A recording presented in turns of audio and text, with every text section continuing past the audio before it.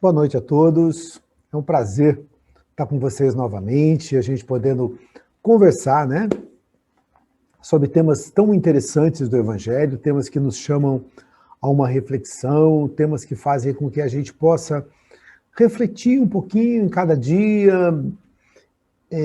assimilar esses conhecimentos e uma coisa a gente tem bem latente, né? Nós sabemos que muitas vezes nós já lemos e relemos o Evangelho várias vezes, mas parece que a cada vez que a gente vê, a gente descobre uma coisinha nova, descobre uma coisa diferente. E é hoje essa nossa expectativa, né? Hoje a gente tem essa expectativa de que nós possamos descobrir mais alguma coisa que a gente ainda não tenha visto lá no Evangelho, né? Ou, se nós vimos, que a gente talvez não tenha refletido, talvez não tenha notado.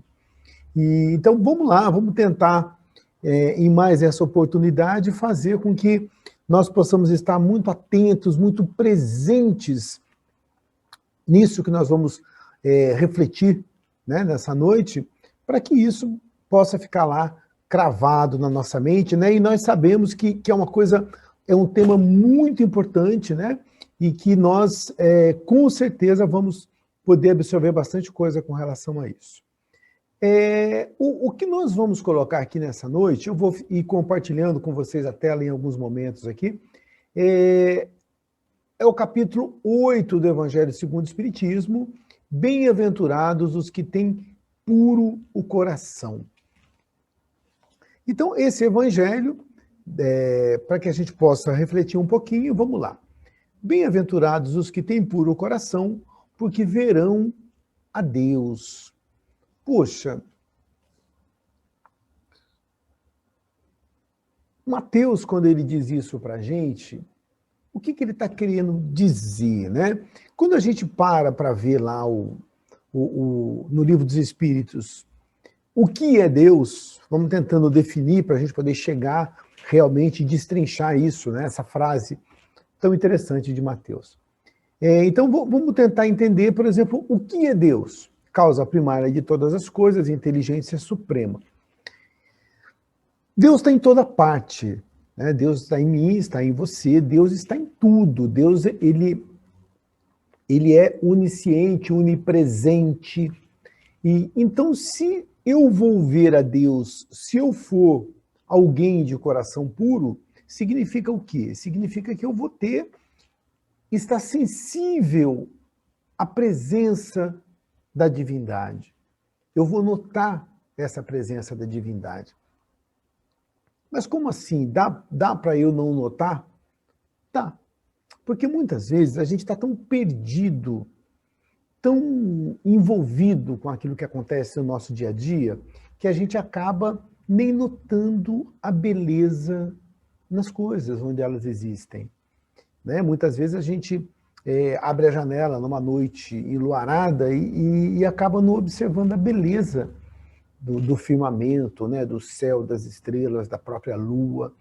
Muitas vezes a gente está com pessoas ao nosso lado que a gente ama e nem tem noção de quanto a gente ama, e a gente não está dando valor, porque às vezes nós estamos envolvidos aí com distrações, né? O que são essas distrações? De repente a gente está envolvido lá com o próprio telefone celular, envolvido com bobagens muitas vezes, e deixando de dar atenção para aquele que está ao nosso lado. Ou seja, a presença divina está ali através dessa pessoa que eu amo, a presença divina está ali através, muitas vezes, de algo bonito na natureza. A presença divina está em tudo e muitas vezes eu não estou notando, né, essa presença divina.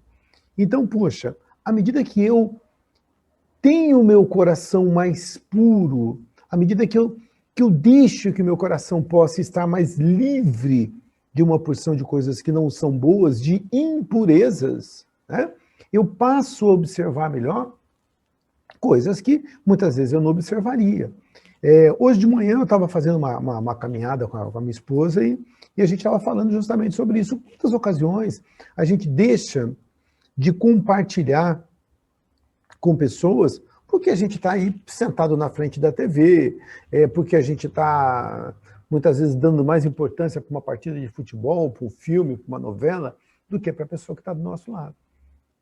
Né? Então, o que é ver a Deus? Quando eu olho para o meu filho, eu estou vendo Deus. Quando eu olho para o meu neto, eu estou vendo Deus. Quando eu olho para você, eu estou vendo Deus. Quando eu olho para a natureza, eu estou vendo a Deus. E quando eu olho para mim mesmo, para as minhas imperfeições, para tudo aquilo que eu ainda tenho que aprender, para tudo aquilo que a gente ainda tem que caminhar, a gente também está vendo a Deus. E aí, quando fala aqueles que têm puro coração, o que a gente observa, né? A gente pode observar que quando a gente fala nessa pureza de coração, o que vai ser colocado para a gente aqui, ó? Deixai que venham a minhas criancinhas e não as impeçais, porque o reino dos céus é para os que se lhes assemelham. Digo-vos em verdade que aquele que não receber o reino de Deus como uma criança, nele não entrará. Opa! Quer dizer, então, que o coração puro tem muito a ver com a criança, com a pureza da criança. Bacana. Então, vamos lá. Então, veja bem, nessa passagem, Mateus não fala que a criança, ela já é aquela que tem o coração puro. Ele está dizendo que não, que é aqueles que se assemelham a uma criança. A criança, a gente sabe que ela não tem, muitas vezes, aquele filtro que a gente adquire ao longo da vida. Então a criança, ela fala aquilo que vem à mente, e ela não vê tanta maldade nas coisas como a gente vê, muitas vezes. Então esse coração da criança, ele traz para a gente, muitas vezes, esse sentimento de pureza, né? Não que ela seja pura, porque nós sabemos que a criança ela já tem as suas vidas passadas, então aquele espírito que está ali, ele tem já as suas vivências. Mas naquele momento onde ela é criança, ela deixa de mostrar, muitas vezes, esse lado, e mostra sempre uma face de pureza para a gente. E aí você vai me perguntar, mas como que eu poderia, então, ter o coração puro? Como é que a gente consegue chegar a essa pureza de coração?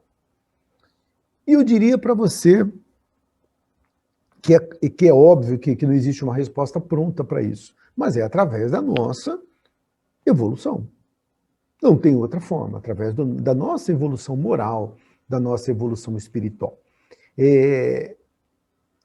A pureza de coração está muito ligada à humildade. E eu penso, eu gostaria que você viesse comigo nesse raciocínio, que a humildade, ela não é me dada à toa. A humildade é uma conquista que eu vou ter através da minha evolução espiritual. Eu só vou conseguir ser uma pessoa humilde de verdade à medida que eu vou evoluindo espiritualmente. Por quê? Porque muitas vezes a gente, dentro do pouco que a gente sabe, e se a gente ainda está num estágio de muita ignorância, a gente fica, às vezes, imaginando que já sabe tudo, que já conhece tudo. E eu costumo brincar até que muitas vezes, por exemplo, a gente bate o carro. Vamos pegar lá o motorista novo, só para a gente poder fazer uma analogia. Quando que o motorista novo geralmente bate o carro? Não é quando ele está ali aprendendo a dirigir. Porque quando ele está aprendendo, ele tem, muitas vezes ele fala, eu ainda não estou bacana.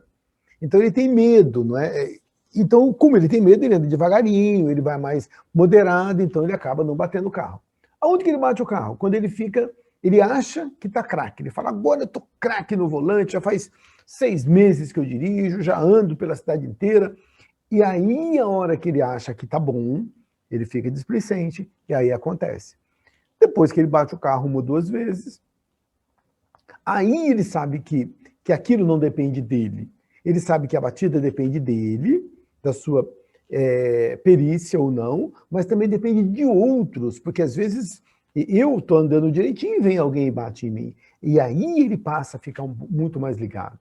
E aí ele consegue diminuir o risco de acidentes. É claro que acidentes podem acontecer sempre, porque, como a gente acabou de falar, não depende só da gente, mas eu começo a diminuir esse risco. Então, eu passo, ou seja, eu adquiri a humildade como motorista. No começo, não é que eu era humilde, eu era precavido porque eu tinha medo. A partir de um determinado momento que eu achei que eu sei, eu fico me achando a última bolacha, e depois eu vou melhorando. Ou seja, à medida que eu adquiro conhecimento, eu tomo consciência que eu não sei muita coisa. Lembra do Sócrates? O que ele fala? Só sei que nada sei. Mas, Sócrates era o cara mais sábio da Grécia, ele não sabia nada? Claro que sabia, mas ele sabia tanto que ele chegou à conclusão de que perto daquilo que há para saber, ele não sabia nada. Ou seja, a gente vai adquirindo a humildade à medida que a gente vai evoluindo, vai crescendo e vai entendendo que nós fazemos parte de uma engrenagem, fazemos parte de uma sociedade. E essa sociedade, muitas vezes, ela nos passa muitas coisas, a gente absorve muitos costumes, muitas coisas que a gente muitas vezes nem gostaria de absorver, muitas coisas que a gente absorve e nem sabe por que absorveu, né? E de repente a gente se vê envolvido aí numa luta para conseguir coisas que talvez a gente não precisasse conseguir, para ter determinados status que muitas vezes eu nem precisaria ter, né? Então a gente vai se envolvendo com isso. Então, quando ele quer dizer para a gente que a gente deveria ter o coração como uma criança, então Jesus está colocando para a gente dessa maneira, né? Para que a gente possa realmente, através da nossa evolução espiritual, entender o nosso tamanho, né? Então, qual que é o meu tamanho? Né? O meu tamanho, eu costumo dizer o seguinte, eu sou muito grande. Quando eu analiso espiritualmente, né, um espírito imortal, então eu sou muito grande, mas ao mesmo tempo eu também sou um grãozinho de areia aí na praia, né? Ou seja, a gente também tem noção de que sozinho nós não somos muita coisa, né? Que nós temos ainda muito que crescer, muito que aprender. Continuando aqui nos nossos slides, né? Ele fala aqui da criança, e aí depois a gente vem aqui e vamos lá. E de novo aqui, ó, a pureza do coração é inseparável da simplicidade e da humildade, né? O nosso Allan Kardec vai dizer isso para a gente. Então a gente sempre entender isso, né? Que quanto mais evoluído o espírito, mais ele vai entender que a simplicidade e a humildade vão sempre caminhar juntas. Vamos lá? Espírito evoluído, vamos tentando lembrar de alguns. Kardec não, Chico Xavier. A gente considera um espírito, né, bastante evoluído perto da gente aqui, pelo menos, né?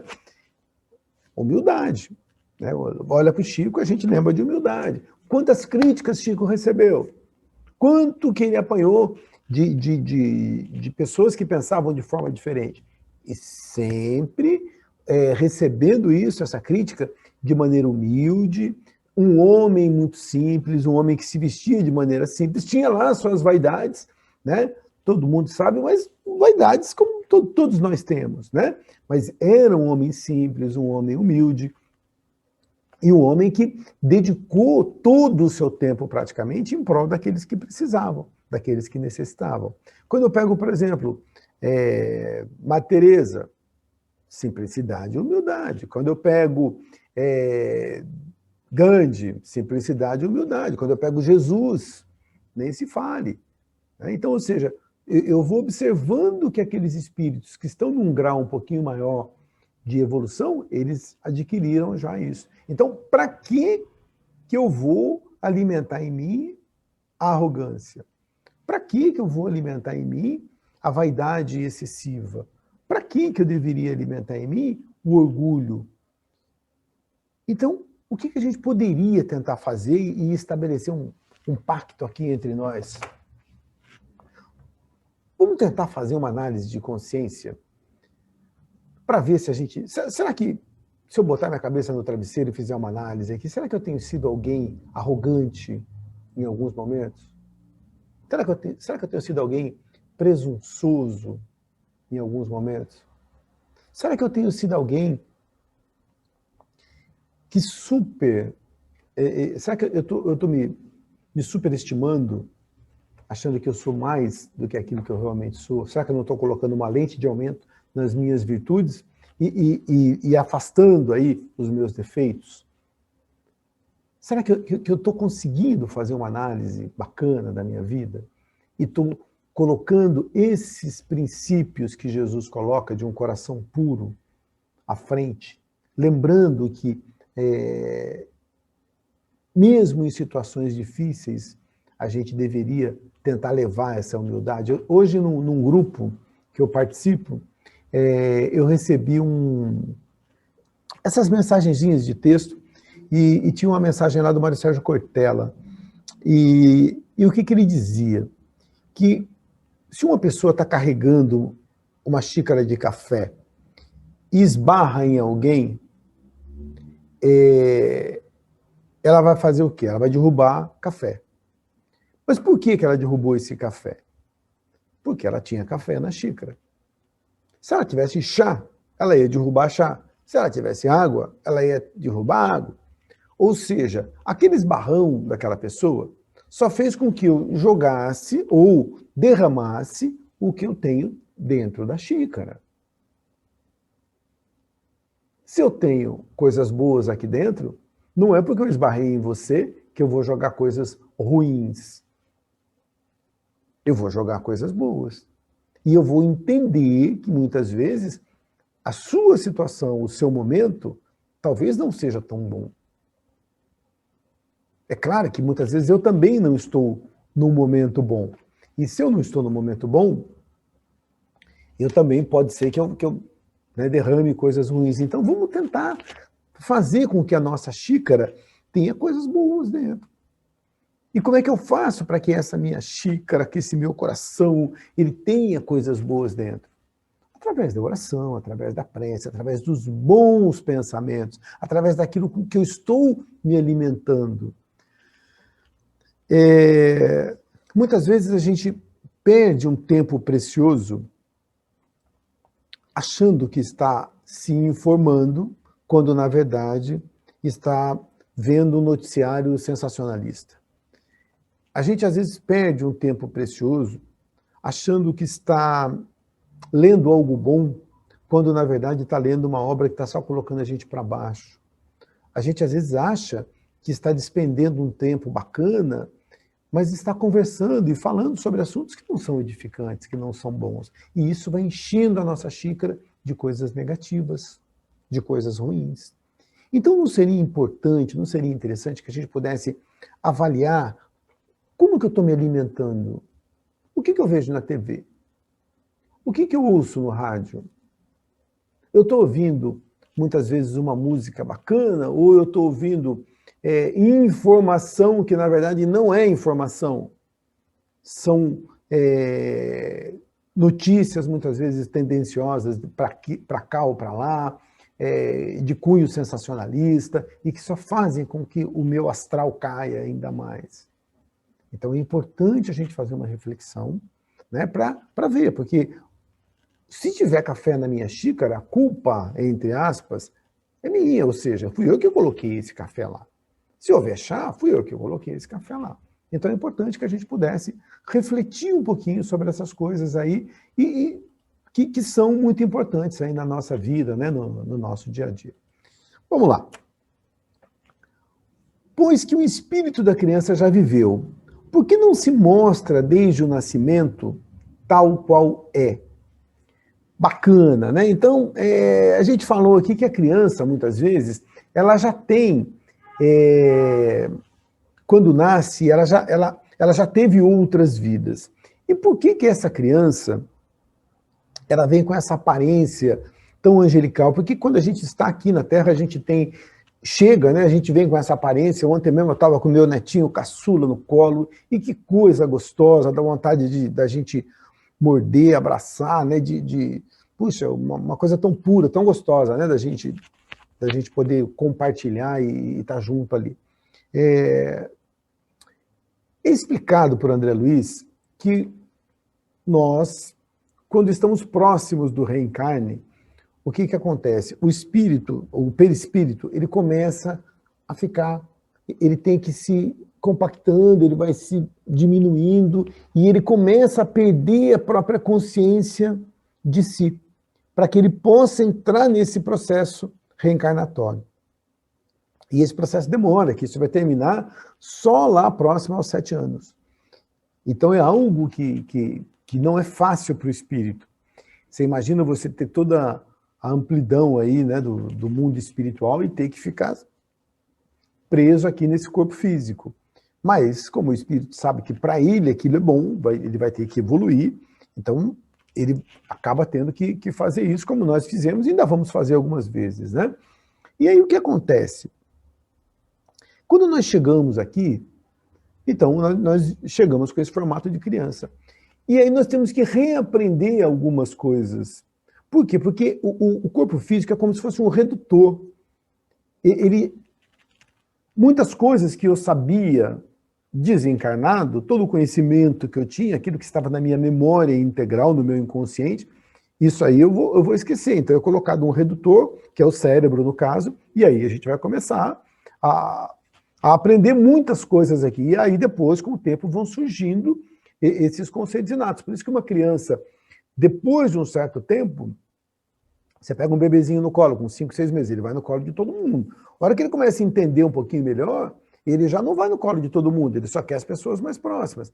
E depois que passa de um determinado tempo, 6, 7 anos, aí ele assume a sua verdadeira personalidade e a gente vai ver realmente quem era aquele bebê, né? Então, à medida que ele vai crescendo. Então, quando ele vem na infância, bem pequenininho, bebê, puxa, que coisa gostosa, né? Então, é ali que os laços entre mãe e filho, entre pai e filho, entre irmãos e aquele bebê que nasceu, eles vão se estreitar.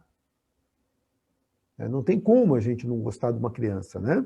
Então ali os laços vão se estreitar e aí a gente vai aprendendo a amar aquela criança. Agora você imagina se essa criança chega e ela já chegasse com uma aparência mais adulta, se a gente encarnasse com uma aparência mais adulta, e pior, se eu lembrasse quem você foi numa outra vida. Bom, vamos lá. Podia ser muito bacana, porque de repente você foi uma pessoa muito querida, a gente teve experiências muito legais lá no plano espiritual e a gente ia sentar, dar risada, lembrar, olha, naquela vida lá atrás, que a gente morava não sei aonde, a gente fez isso, ia ser muito bacana. Mas a gente sabe que não ia ser sempre assim. Né? E mesmo que fosse legal, talvez eu me lembrasse de determinados compromissos com você. Vamos supor que na outra vida você foi minha esposa e agora você veio como minha filha. Eu ia ficar bastante constrangido com essa situação agora. Né? Ou o contrário. Né? Então ia ser algo muito constrangedor. Por mais que a gente se gostasse. Agora, e se fosse o contrário? Se a gente tivesse se odiado, tivesse se matado, tivesse tido uma porção de problemas? Imagina, na hora que nasce a criança, você fala, meu Deus, olha quem está aqui. Né? Esse cara que me prejudicou em outra vida, essa pessoa que me fez tanta coisa negativa, ou alguém que eu prejudiquei, né, que eu matei, sei lá. Então seria algo muito complicado. Só que o que acontece? Como a gente vem e não lembra daquilo que aconteceu, e isso é muito bacana, eu não lembro do que foi na outra vida. Então eu vejo aquele bebê maravilhoso, lindo, e ali eu começo a desenvolver esse amor, esse sentimento.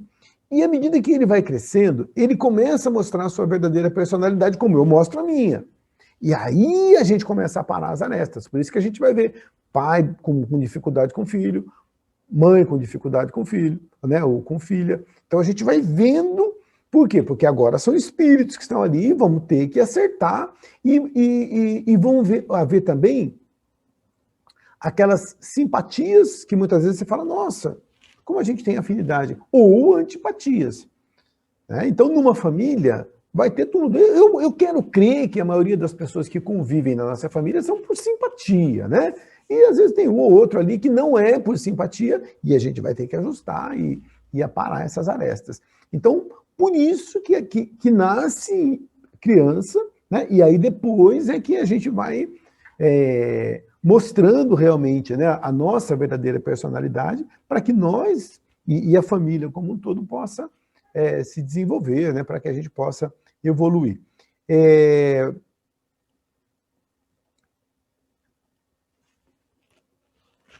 Pecado por pensamentos, adultério. Isso aqui eu acho que tem uma questão legal. Primeiro,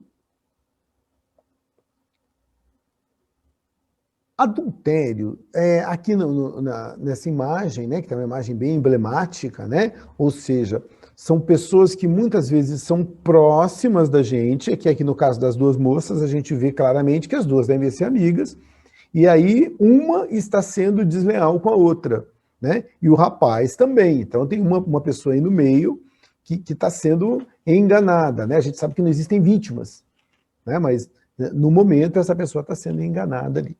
Mas o adultério, ele pode servir para esse tipo de atitude, mas ele pode servir para outras também.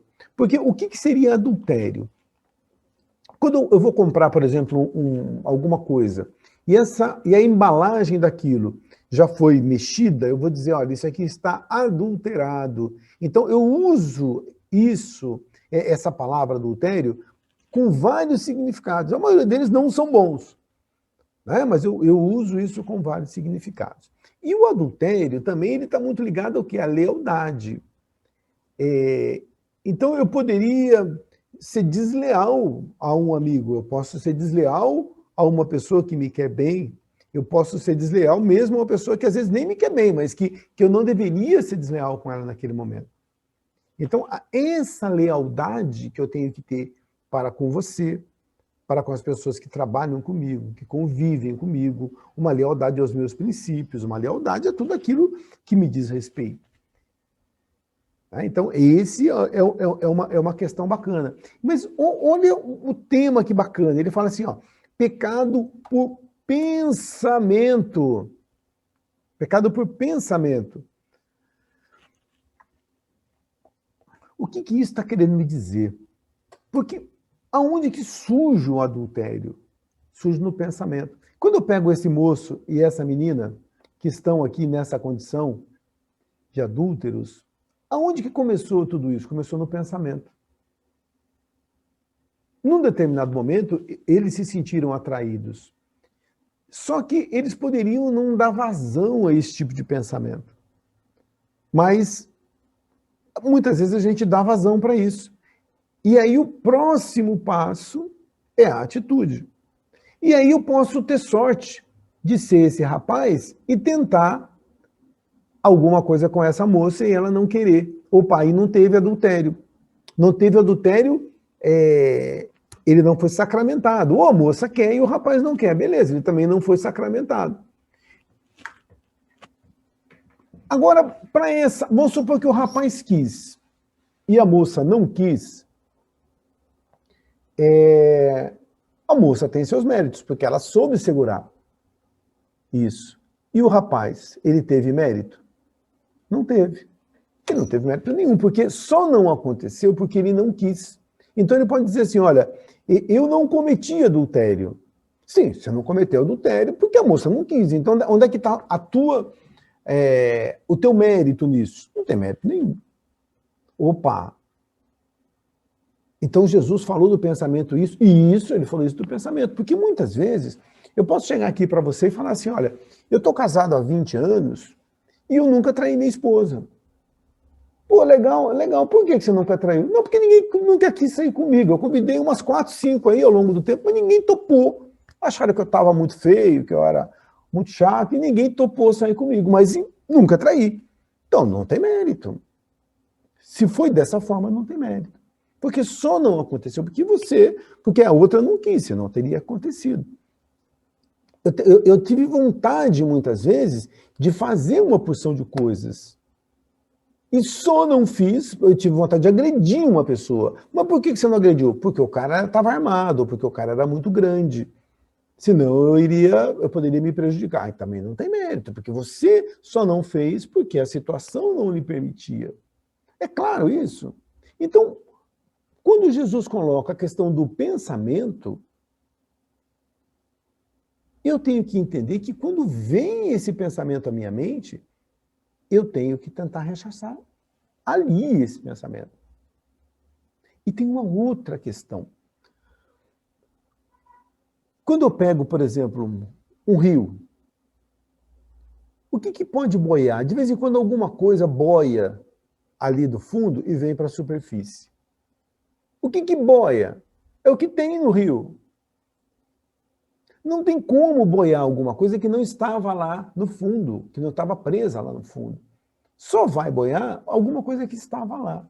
Então, o que está boiando aqui? O que está vindo à tona de vez em quando?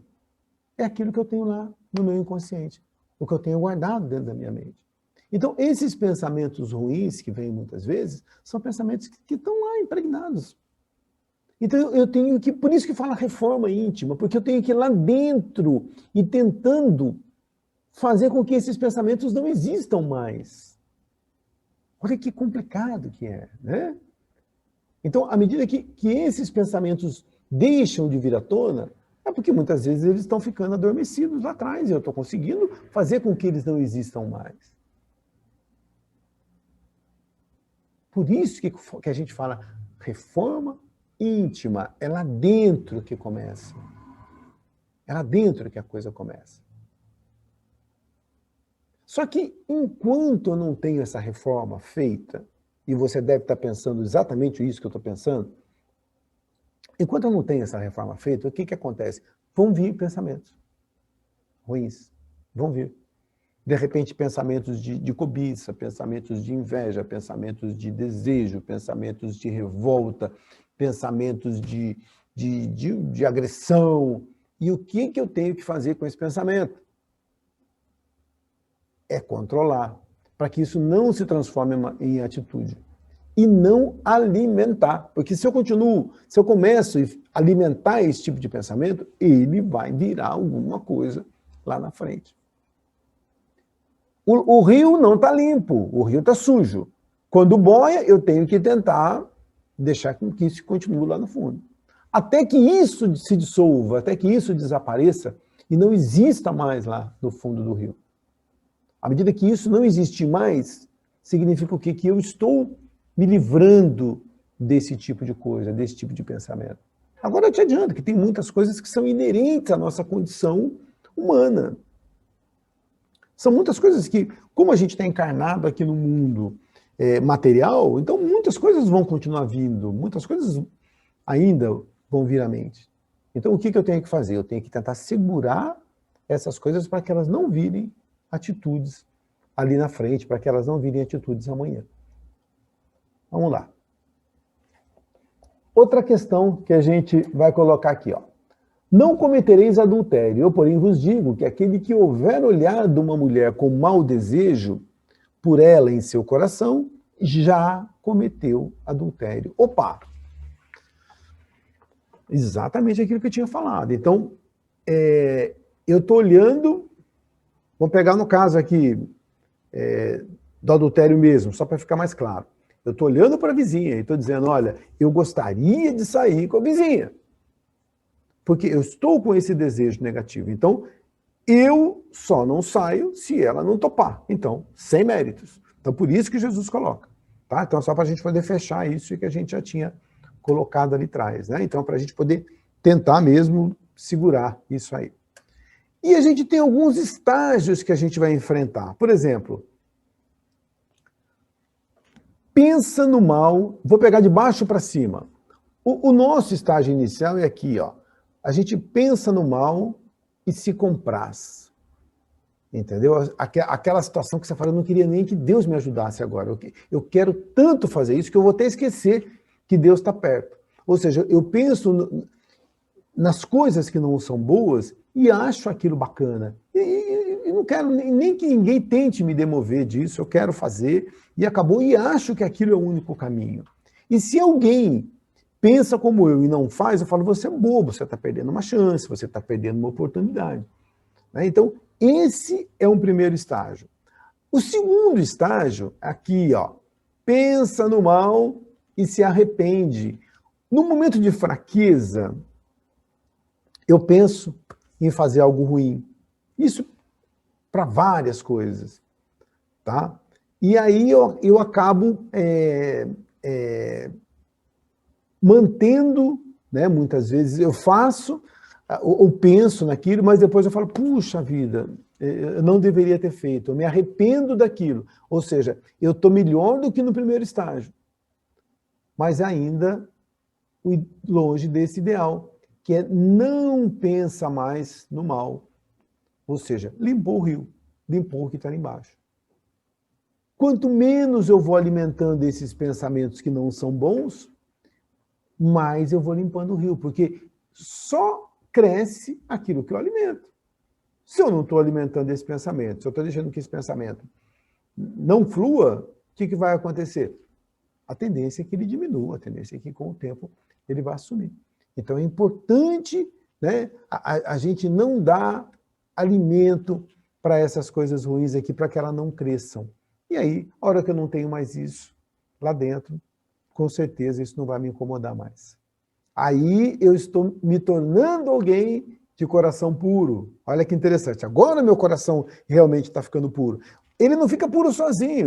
Para ele ficar puro, depende muito do quê? Do meu esforço, do meu sacrifício.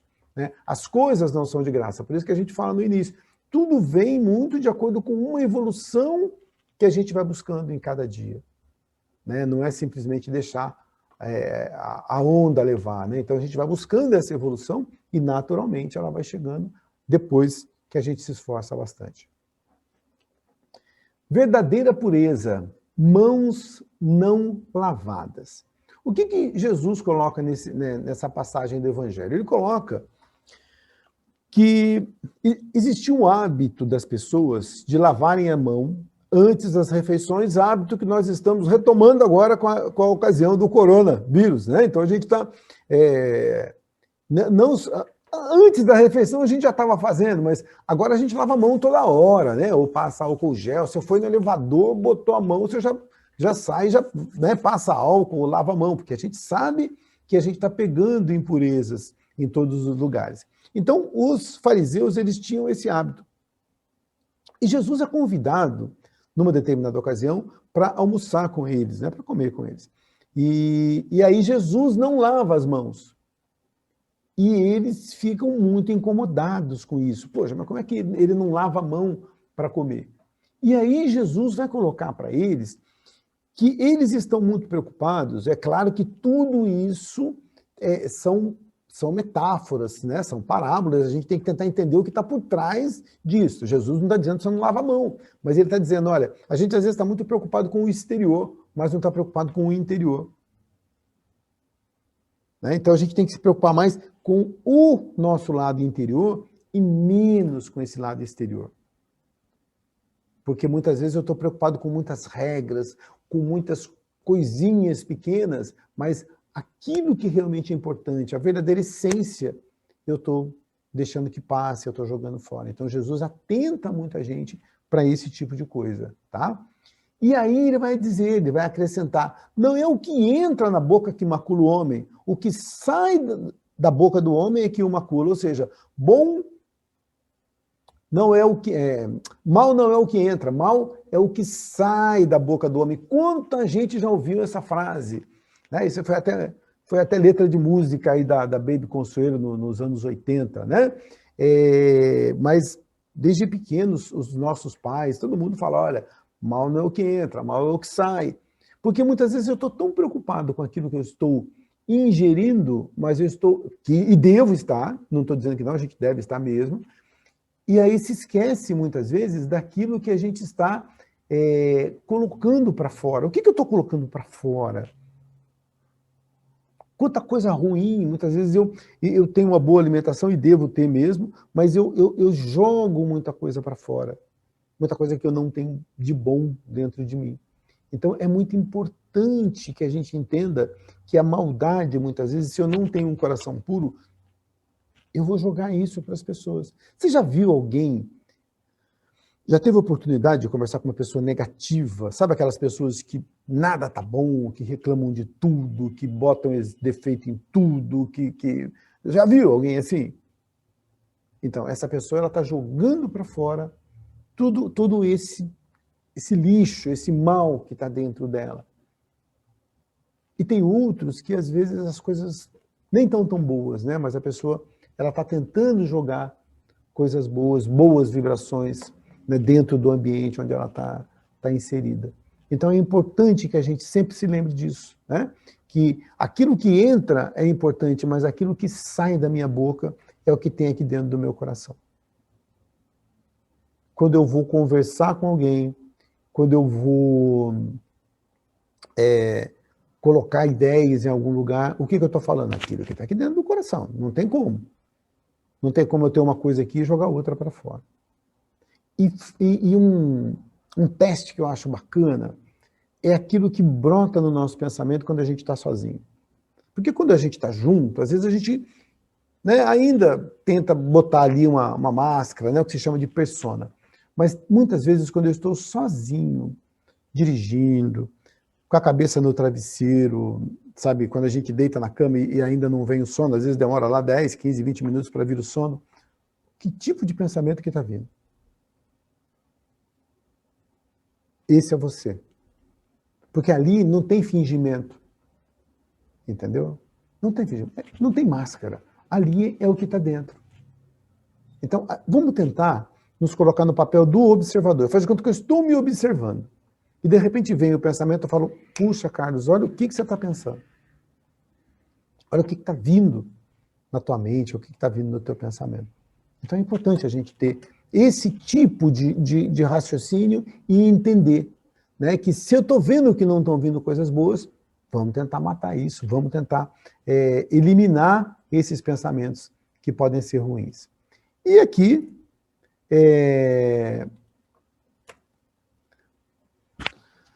toda religião que não torna melhor o homem não alcança o seu objetivo. Nós somos adeptos da doutrina espírita, e isso aqui é uma pergunta que fizeram para o Gandhi, uma determinada ocasião. Qual é a melhor religião? Ele falou, a melhor religião é aquela que torna o homem um ser melhor. Nós esperamos que a doutrina espírita, mas acima dela, né, o cristianismo, a mensagem do Cristo, possa nos transformar em pessoas melhores. Melhor do que quem? Melhor, não é melhor do que o outro, é melhor do que nós éramos antes. Então, uma reflexão que a gente vai fazer também. Será que eu estou conseguindo melhorar?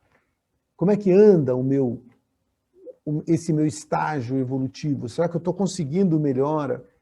Não só em conhecimento. Conhecimento é importante, amai-vos e instruí-vos. Mas será que eu estou começando já a aplicar esse conhecimento na minha vida? Eu estou sendo mais tolerante, eu estou sendo mais paciente, eu estou sendo mais compassivo, compreensivo. Será que as pessoas com as quais eu convivo, eu estou conseguindo melhorar um pouquinho a vida delas também? Eu sou alguém que está vindo para ajudar, ao invés de ser alguém que está vindo para atrapalhar? Então, como que a doutrina, como que o cristianismo tem agido na minha vida? Porque eu posso te garantir uma coisa, o cristianismo é muito bom, a doutrina espírita é muito boa.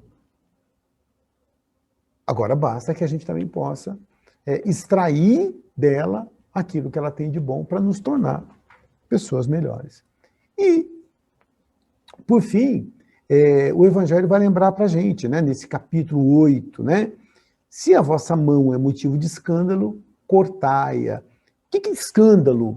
Vamos tentar definir isso nesses nossos últimos minutinhos aqui. Escândalo não é o mal em si, mas é a repercussão que ele tem. Você entendeu? Muitas vezes eu faço uma coisa errada, mas ninguém fica sabendo. Então ali não foi escândalo. E o escândalo é quando todo mundo sabe, e ele gera uma repercussão. E aí, às vezes, por causa dessa repercussão, eu me arrependo. Mas aí não vai, porque eu não estou arrependido porque eu chego à conclusão que eu não deveria ter feito aquilo. Eu estou arrependido por causa do estrago que aquilo está fazendo para a minha imagem, muitas vezes.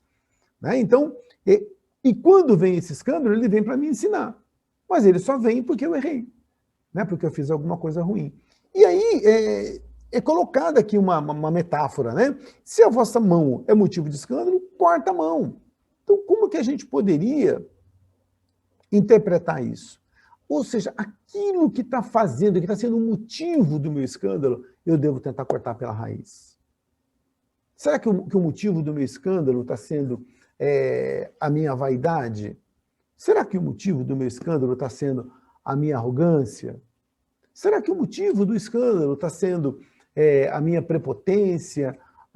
Poxa, então eu tenho que arrancar isso da minha vida, porque isso está sendo a minha perdição. Então, quando eu começo a entender que o escândalo, que me envergonha tanto, só vem por causa de um erro, então vamos lá buscar. Então por que que aquele erro aconteceu? Aconteceu porque eu fui fraco e cedi a impulsos. Vamos pegar no caso do adultério, por exemplo, né? Eu cedi a impulsos que eu não deveria ceder. Ah, então bacana. Então foi pela sua fraqueza, pelo desejo que você não soube controlar que veio esse escândalo. Então a gente precisa controlar isso, para que esse escândalo não aconteça. Mas eu não posso me arrepender só porque teve escândalo. Senão, não tem mérito, porque eu estou me arrependendo porque aquilo fez um estrago. Porque se não tivesse feito, talvez eu continuasse fazendo e insistindo naquele erro. Então, por isso que às vezes o escândalo vem para nos ensinar. Então, o que fica?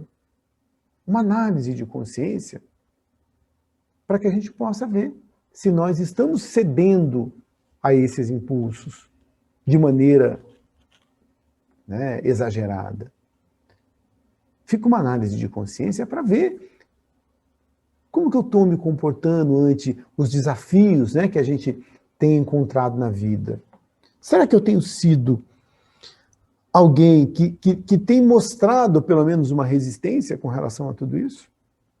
Então eu gostaria que a gente pudesse finalizar essa nossa preleção de hoje pensando sobre tudo isso, né, em formas que eu posso ter para purificar o meu coração.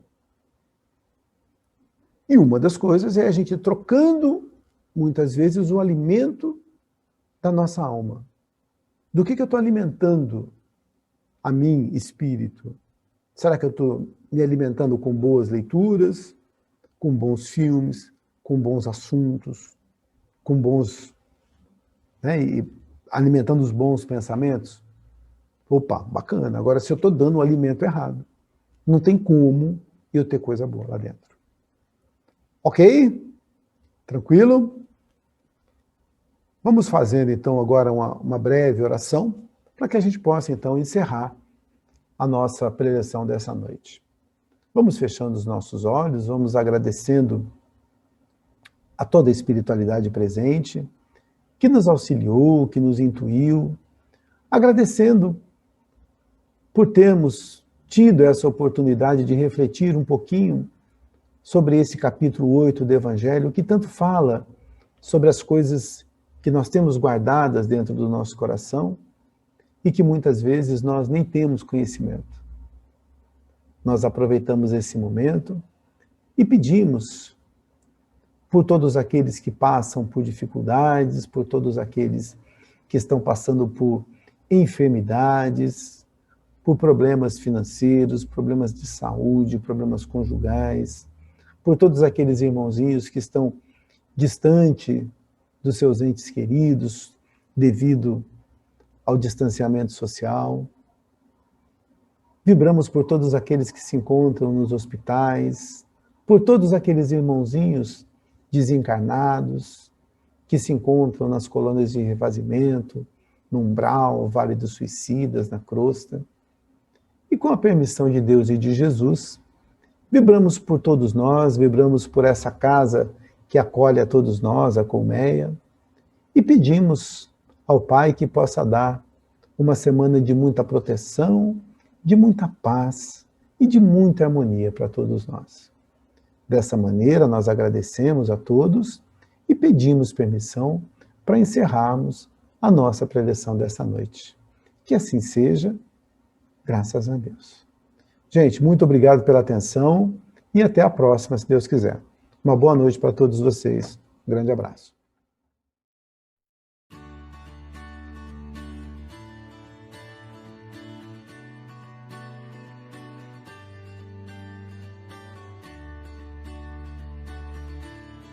Bom, eu agradeço a Deus todos os dias pela oportunidade, né, desse trabalho que eu faço aqui como voluntária, porque quem vê de fora assim não imagina o quanto é gratificante, quanto amor que a gente coloca aqui dentro, né?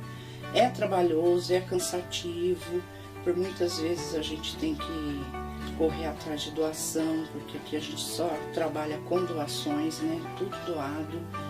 E muitas vezes não tem, então a gente corre atrás para montar os enxovais dos bebês, mas para mim é muito gratificante.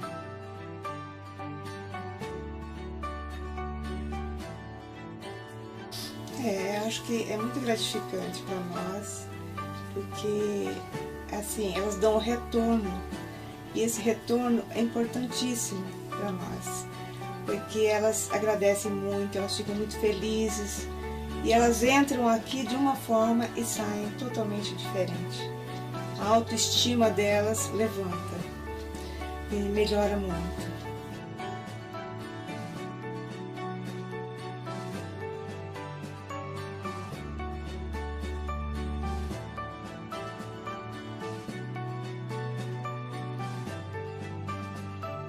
Eu cheguei aqui ao projeto como gestante.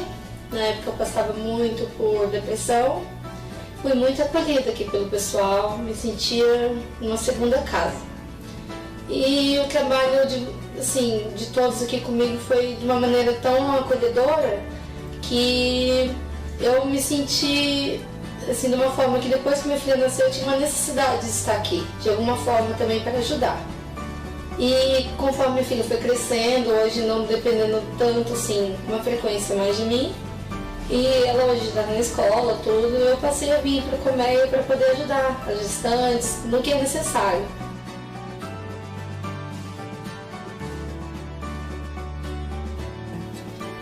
E para mim também é muito gratificante, eu adoro fazer esse trabalho, porque como a Suzana falou, nós ganhamos com isso. Então, eu também agradeço todos os dias para Deus a oportunidade que Ele nos dá de estar aqui fazendo um pouquinho em prol dessas gestantes que são tão carentes, que precisam tanto de carinho, de colo, de acolhimento, e isso a gente faz o possível para dar.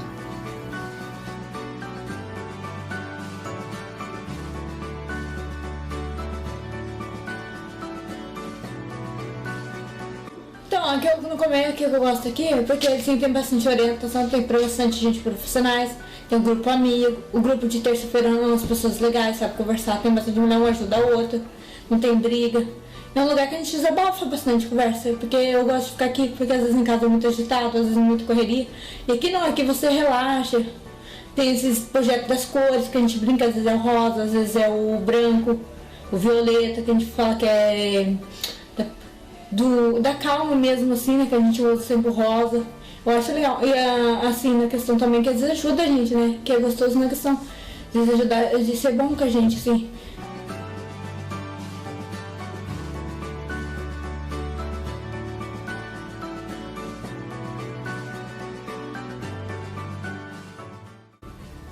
Muito bom, assim, um lugar assim, ser acolhido. Se fosse por mim, eu queria ficar mais tempo, não queria ficar assim, só por causa do choval do kit, mas sim pela companhia, que é gostoso, é uma tarde maravilhosa, ficar sossegado, você relaxa bastante, ri bastante, brinca bastante, já gosta de brincar, tudo, a gente tem tempo, isso que a gente é ouvido e a gente aprende bastante coisa.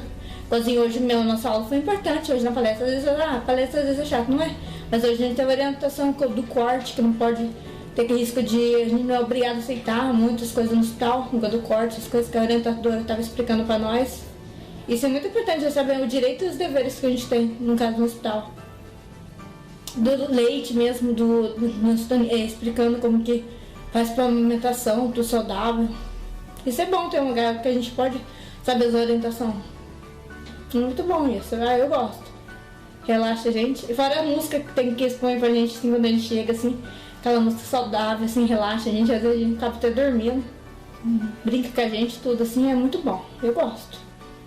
E eu recomendo para todas as mulheradas que quiser fazer curso aqui no Colmeia, é um lugar muito bom. Fora a ajuda que você recebe, às vezes você tá com algum problema, você consegue desabafar. E é um grupo de amigas.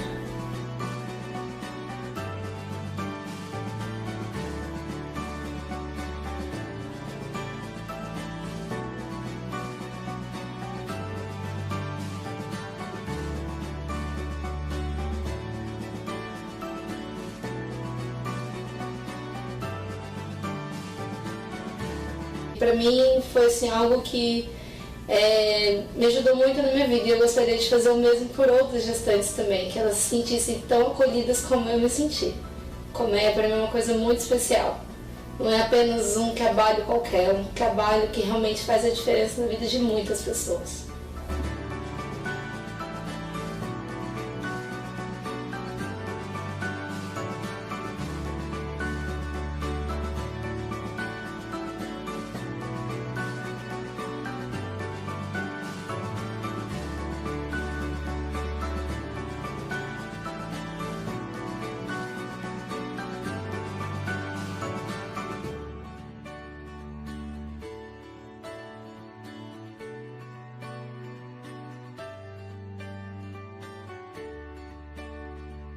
Deus.